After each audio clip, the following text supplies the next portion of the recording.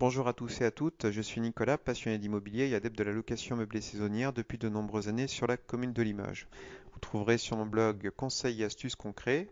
pour développer votre activité de loueur en toute simplicité. Aujourd'hui, je souhaite évoquer avec vous l'intérêt de fixer un minimum de nuitées dans chaque réservation. Alors, pourquoi fixer un minimum de durée de réservation ou du moins de l'imposer à l'égard de la recherche d'un candidat profil locataire que vous souhaiteriez avoir au sein de votre hébergement de courte durée? Eh bien, il s'agit tout simplement d'un calcul de rentabilité. Là, il s'agit simplement de poser les chiffres au regard des charges de fonctionnement et le coût de votre financement si vous avez un prêt immobilier attenant aux biens que vous mettez en location courte durée, d'additionner donc tous les frais de fonctionnement, les frais d'intermédiation si vous êtes amené à bien entendu déléguer la partie logistique à une société de conciergerie ou sinon à le déléguer à votre employé et bien entendu tenir compte de tout ce qui peut être, je dirais, mis de côté, ce que on peut,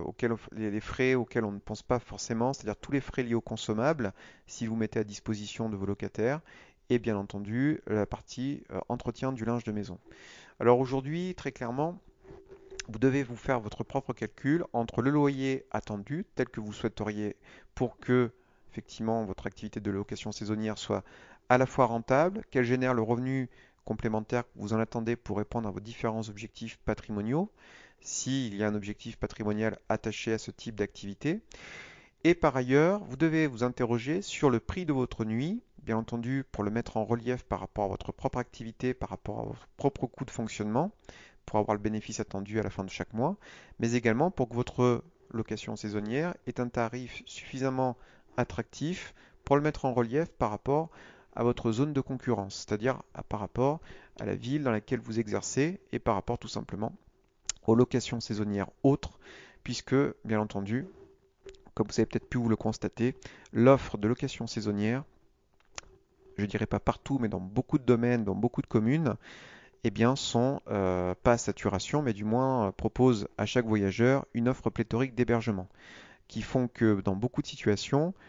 les prix ont tendance à aller à la baisse. Donc c'est pour ça que dans un précédent podcast, j'indiquais que de mon point de vue, il était intéressant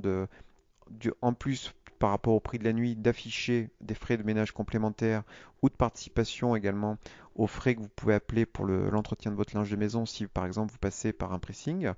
bien tout simplement pour ne pas non plus entamer tout ou partie de votre rendement personnel dans le cadre de votre activité de loueur en saisonnier. Donc du coup, il faudra également vous interroger par rapport à tous ces frais cachés, si j'ose dire, ou ces frais additionnels, eh bien vous devrez vous interroger sur l'opportunité de louer à la nuit ou avec une durée de séjour minimale, eh bien tout simplement pour éviter que ces frais, en s'ajoutant, n'entament trop votre rendement. Alors après, il y a deux solutions. Soit vous appliquez des tarifs très élevés en termes de nuitée, bien entendu avec une offre locative proposant des prestations dignes de ce nom, avec une valeur perçue pour une clientèle qui serait susceptible ainsi d'acheter eh bien, des nuits au sein de votre hébergement et au sein de votre location saisonnière. Donc peut-être que là, vous arriverez à effectivement proposer des séjours de très très courte durée pour aller louer avec un quota de nuit de 1 à 2 nuits minimum. Sinon, si vous êtes sur un marché pour lequel vous êtes contraint malgré tout, si vous êtes amené à faire de la prestation moyenne haut de gamme avec une offre pléthorique qui vous malgré tout vous impose de proposer des tarifs de nuitée relativement basses, n'hésitez pas malgré tout à proposer peut-être des durées de séjour plus longues à vos futurs locataires, donc à vous orienter sur un marché locatif peut-être plus restreint, sur des nuitées avec un minimum de 4, 5 ou 6 nuits, pour pouvoir simplement avoir moins de frais de fonctionnement par rapport, par exemple, aux frais de pressing, si vous entretenez votre linge par le pressing,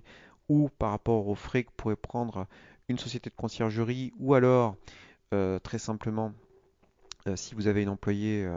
eh bien, par rapport au nombre d'heures que vous êtes amené à lui faire faire, ou par rapport au nombre d'heures que vous êtes amené à déléguer auprès d'une autre entreprise spécialisée dans le ménage avec laquelle vous êtes amené à travailler pour la partie logistique de votre location saisonnière.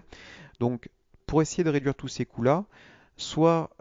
si vous tirez les prix à la baisse, eh bien, la possibilité qui vous sera offerte, ce sera de proposer une durée de séjour minimale plus importante à chacun de vos locataires. Donc, du coup, de restreindre la typologie de clients pouvant être concernés par vos locations, ou pouvant acheter vos locations en termes de nombre de nuits à satisfaire et en termes de durée de séjour à satisfaire, pardon. Et par ailleurs, la deuxième possibilité qui pourra l'accompagner, cette augmentation de durée de séjour, ça sera de rajouter des frais de ménage que vous pouvez également envisager dans un premier temps si vous faites comment dirais-je, de la courte durée pour 1 à 2 nuits. Sinon, également d'imposer des frais de ménage à vos locataires de passage en calculant les frais de ménage donc, que vous êtes amené à payer, que vous fassiez du direct ou que vous déléguiez la partie logistique de ces tâches-là, pour le frais de ménage et les frais d'entretien de votre linge de maison, et des éventuels consommables que vous mettez à disposition de chaque locataire. Et de là, vous pouvez donc soit mettre par exemple 30-40 euros de frais de ménage, sinon les compléter d'un forfait de 10 ou 15 euros pour la gestion du linge de maison. Beaucoup de propriétaires ne le font pas pour tout un tas de raisons. Certains ont peur du mauvais commentaire, comme j'avais pu l'évoquer dans un précédent podcast. D'autres, en termes de coûts, préfèrent sans doute avoir plus de demandes, donc un taux d'occupation plus élevé, et du coup arrivent à tirer les prix tellement vers le bas qu'ils n'ont pas besoin de proposer des frais additionnels, ou du coup n'ont peut-être pas la dimension complète, qu'ils entament tout ou partie, consciemment ou non, de leur rentabilité en termes de location saisonnière. Mais de mon point de vue, voilà, il est important d'afficher des frais complémentaires. Sachez que tous les clients que vous serez amené à héberger ne vous laisseront pas systématiquement de mauvais commentaires. C'est peut-être une idée reçue, mais peut-être qu'il y en aura certains, mais pas tous. Et ceux qui pourront s'offrir des nuitées chez vous, eh bien, seront des personnes qui auront tout simplement la capacité et le pouvoir d'achat pour pouvoir avoir donc une location de qualité que vous mettez à leur disposition. Et il faut bien ne pas avoir comme a priori que votre locataire qui arrive peut quand même avoir une idée que pour avoir un certain niveau de prestation, eh bien, cela a un coût. Et plus votre offre locative aura une valeur perçue importante, plus les prix que vous seriez susceptible de pratiquer, quand même ils soient élevés, eh bien, permettront à des locataires de passage de vous laisser de très bons commentaires, car rien de mieux pour un locataire que de dormir dans des draps lavés au pressing, séchés et repassés par des pros, et un entretien régulier par le logement pour lequel vous êtes amené à offrir des prestations haut de gamme. Donc n'hésitez pas à vous pencher sur tous ces petits éléments. C'est des éléments de réflexion que je livre à votre appréciation pour pouvoir effectuer votre activité plus sereinement. Donc, regardez votre business de près, les coûts que votre business engendre, à partir de combien de nuits vous devez être rentable et à quel prix de la nuit vous pouvez être rentable, quitte à rajouter donc des frais soit supplémentaires pour les frais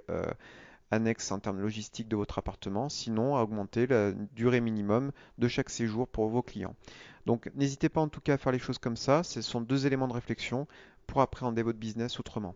Donc en tout cas, n'hésitez pas si le contenu de ce podcast et cette vidéo vous a plu à la commenter. J'espère qu'en tout cas ça aura été le cas. J'essaierai de répondre à chacun dans le temps qui m'est imparti. Par ailleurs, pour faire vivre le contenu de ce sujet, n'hésitez pas à le partager avec vos amis, avec vos proches ou avec toute personne pouvant être intéressée par ces questions.